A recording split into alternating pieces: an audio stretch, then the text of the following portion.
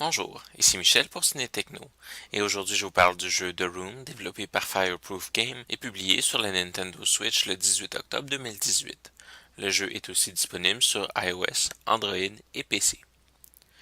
Vous entrez dans une pièce où une boîte vous attend avec une lettre d'une personne disparue qui vous parle d'un secret trop grand pour être révélé à n'importe qui.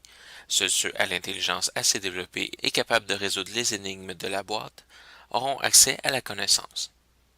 The Room est un jeu datant en fait de 2012 et ayant déjà gagné plusieurs prix comme jeu de l'année. Pour ceux qui connaissent Myst, nous sommes exactement dans le même genre de jeu. Considérant le type de sortie que le jeu semble connaître, je dirais que Nintendo semble vouloir intégrer des jeux habituellement joués sur téléphone et tablette à sa collection, et The Room semble être parfait pour la chose. L'utilisation du Joy-Con comme pointeur est extrêmement précise, ce qui fait que le pointeur à l'écran semble trembler un peu dans votre main. Mais on y voit un pas en avant avec la manette de Wii qui, même s'il était très fonctionnel, n'avait pas cette précision qui semble être parfaitement synchronisée avec le moindre de nos mouvements.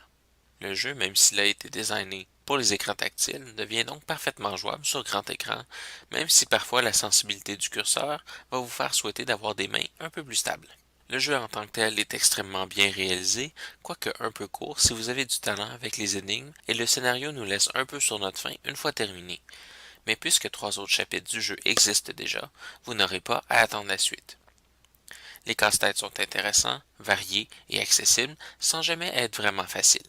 Même si vous avez la solution du premier coup et sans trop y penser, les mécaniques du jeu rendent quand même la chose intéressante et étrangement satisfaisante. Très peu d'énigmes nous donnent la possibilité de deviner la réponse ou de réussir à coup d'essai-erreur, ce qui rend le jeu encore plus intéressant. Et la progression de la difficulté reste constante, quoique relativement peu développée. C'est-à-dire que les énigmes de la fin du jeu, quoique plus difficiles, ne sont pas beaucoup plus que celles du début. Le joueur n'a donc pas vraiment l'impression d'évoluer à travers le jeu et ses mécaniques. En conclusion, je dirais que The Room est un excellent jeu d'énigmes et de puzzles, et qu'en plus il se marie à la perfection avec la Nintendo Switch, qui semble parfaite pour l'intégration de jeux normalement sur téléphone.